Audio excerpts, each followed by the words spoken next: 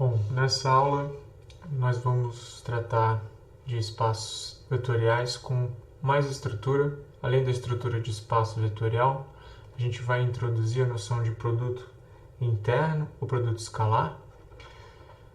E essa é uma noção, então, que vai generalizar aquilo que vocês já conhecem do R2 e do R3, né, como vocês devem ter visto no Khan Academy já, e nos cursos de geometria analítica. Essa definição que eu vou dar, então, é uma definição geral que vale em qualquer espaço vetorial. Então, a gente começa com um espaço vetorial V. Vamos fixar sempre um espaço vetorial V, de dimensão finita, sobre os reais. E o que é um produto interno em V? Então, um produto interno ou escalar vai ser uma aplicação. Então, é uma função, né? Uma aplicação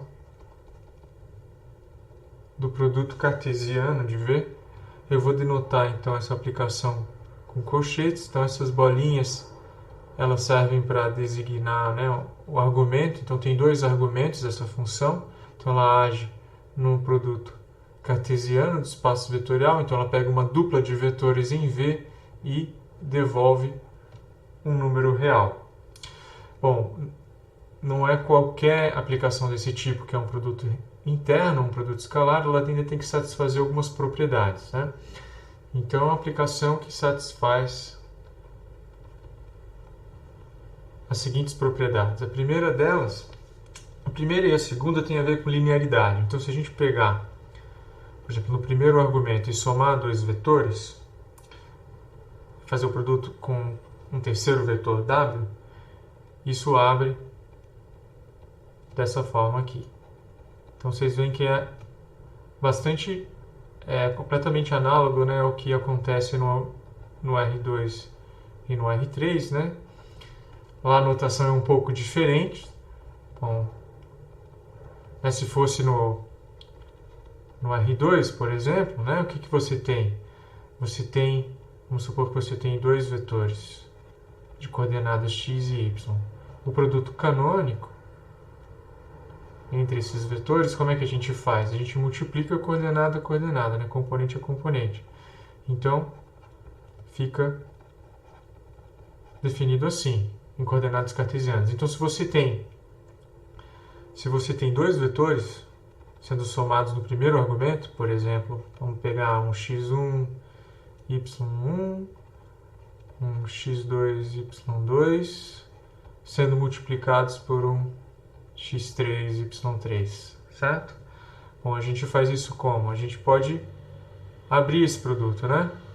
Então, se a gente usar essa definição aqui, dá para mostrar que isso é a mesma coisa, né, que fazer esses produtos aqui. Fazer o do primeiro com x3, y3 e o segundo somar com o segundo vezes x3, y3. Então, esse pontinho aqui é o que eu estou chamando de produto interno canônico, né, multiplicando coordenada a coordenada no R2, e a gente vê que ele tem a propriedade desejada. Então, essa é uma propriedade que todo produto interno tem que satisfazer, certo?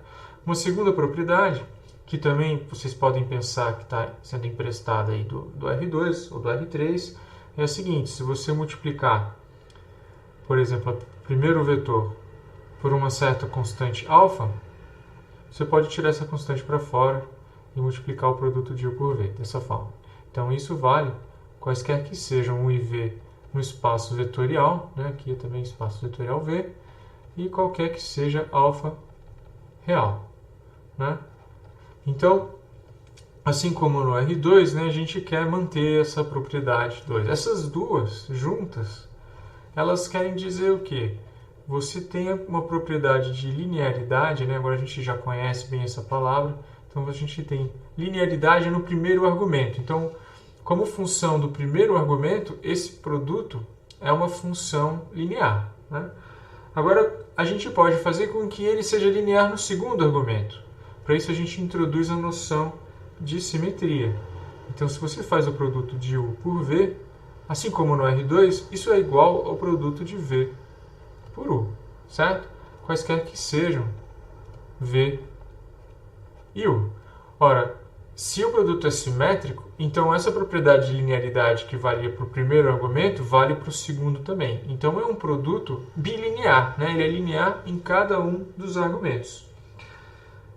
E finalmente tem uma quarta propriedade que a gente vai exigir, que é que, seguinte, se você fizer o produto interno de um vetor por ele mesmo, isso sempre vai ser positivo ou zero, qualquer que seja o vetor que você tome, certo? E quando é que isso é zero? Ora, esse produto vai ser zero se e somente se o próprio vetor V for o vetor nulo. Então essa propriedade, que também é natural, né, pensando no R2, ela vai ser então essencial para caracterizar o que é um produto interno de maneira geral num espaço vetorial. Então, alguns exemplos elementares, né? Eu não vou verificar que eles satisfazem, né? Eu vou definir os produtos, mas não vou verificar que eles satisfazem essas quatro propriedades. Elas são mais ou menos óbvias para esses exemplos. Então, se você pegar, por exemplo, o Rn, certo?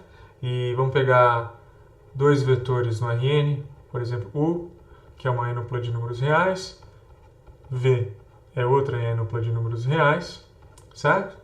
E se a gente define, né? Vamos definir um produto entre U e V da seguinte forma. O que a gente faz? A gente multiplica componente a componente exatamente como a gente faz no R2. Então, a gente só está pensando num caso,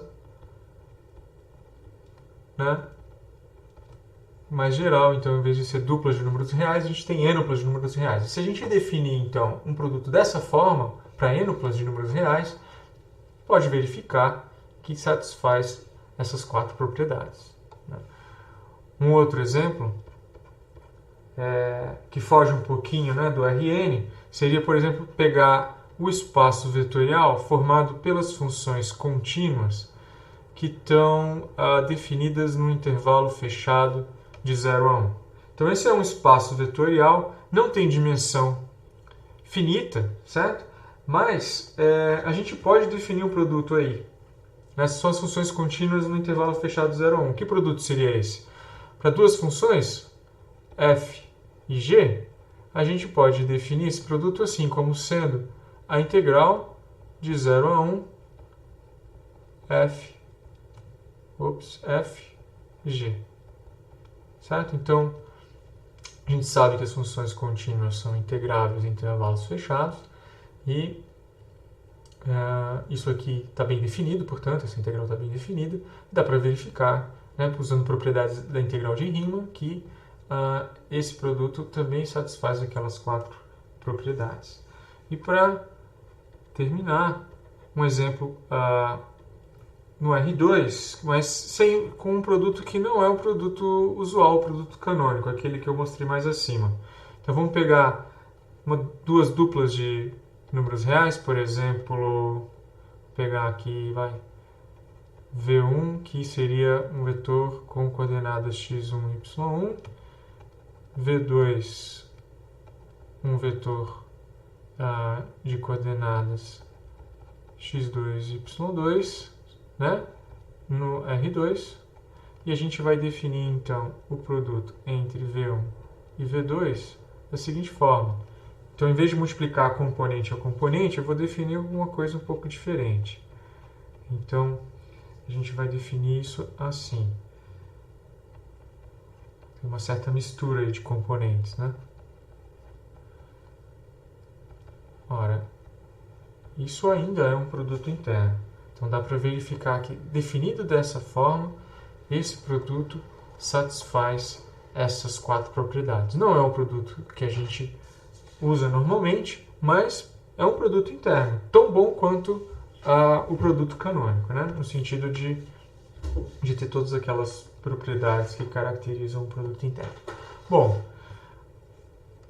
Se você tem um produto interno, você pode definir uma outra função que é a norma, né? No R2, no R3, a gente tem a interpretação de comprimento do vetor, né? Lá a gente usa o teorema de Pitágoras para calcular a norma de vetores. E a gente pode, a partir daquela ideia, definir uma norma a partir de um produto interno. Como é que a gente pode fazer isso? Bom, a gente vai falar de uma norma induzida pelo produto interno, então eu vou escrever isso como um teorema.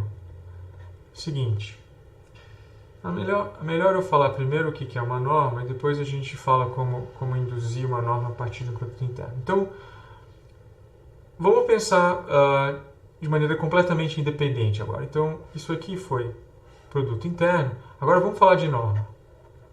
Então, como um assunto em si mesmo, certo? Sem nenhuma referência com o produto interno. E agora a gente pensa, em vez de V como sendo um espaço vetorial com produto interno, V é um espaço vetorial, só que agora ele está munido de outra estrutura, não a de produto interno, mas ele vai estar munido, então uma norma, né, em V, então vou escrever assim, uma norma em V, que é um espaço vetorial, é uma aplicação,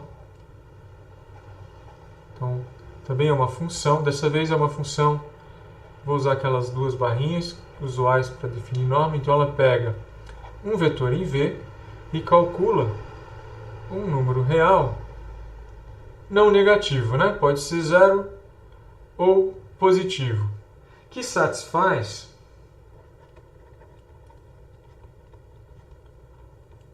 algumas propriedades também.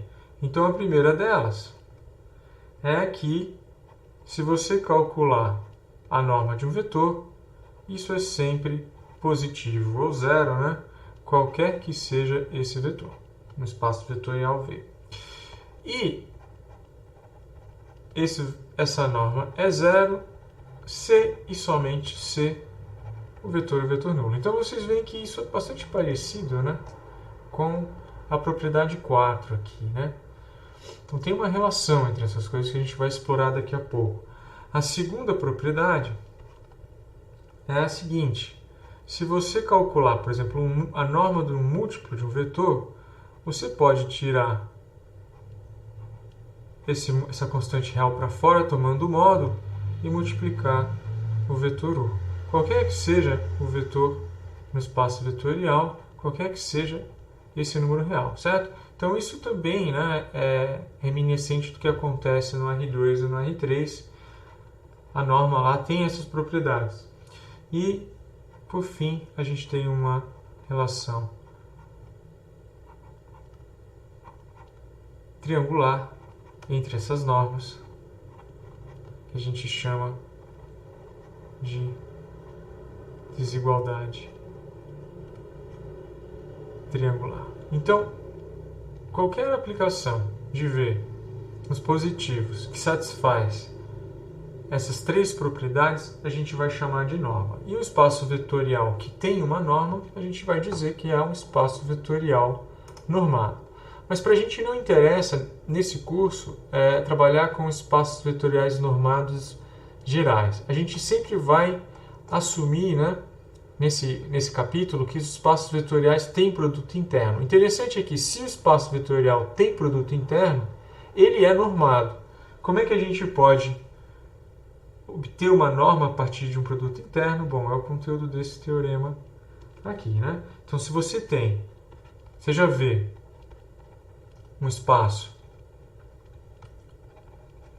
vetorial com um produto interno, vamos chamar esse produto com aquele símbolo, então com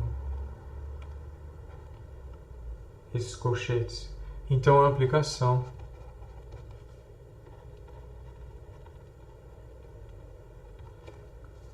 que agora estou definindo. Então, a norma de um vetor a gente vai definir assim: é a raiz quadrada do produto dele por ele mesmo. Ok? Então, isso é uma norma.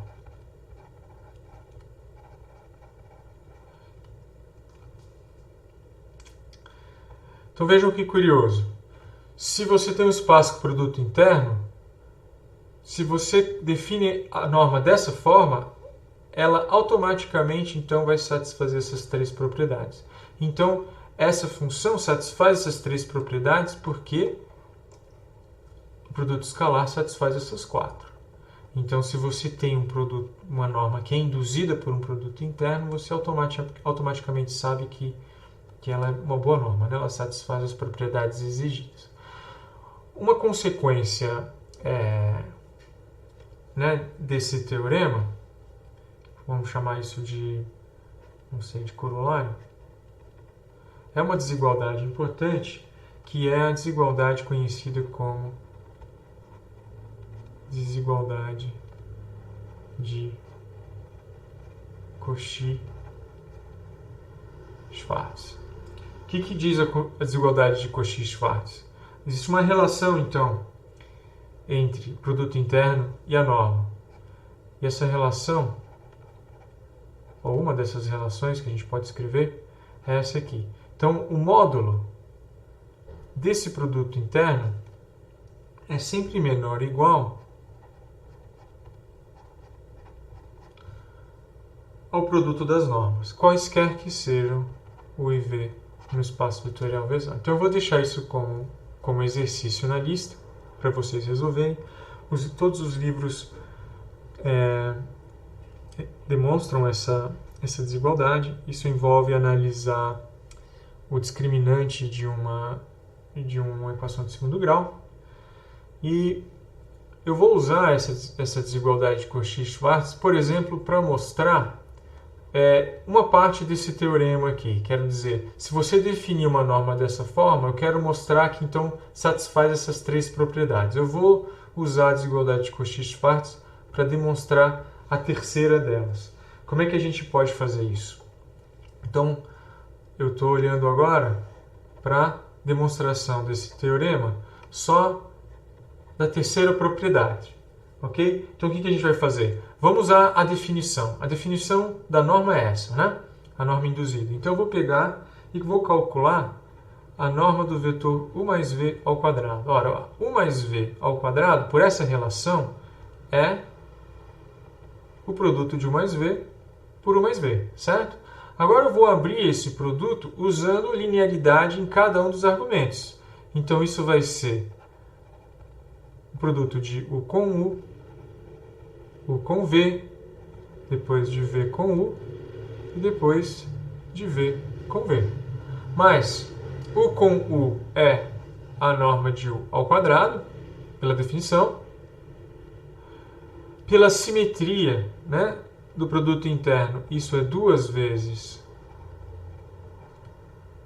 produto de u por v. E a terceira parte, terceiro termo ali, na verdade o quarto termo é a norma de v ao quadrado pela mesma definição. Bom, isso aqui é uma igualdade, mas esse cara aqui pode ser negativo. Então eu posso majorar essa expressão tomando o módulo dele, né? Então certamente, se eu tomo o módulo dele, eu obtenho uma expressão que é maior ou igual à anterior.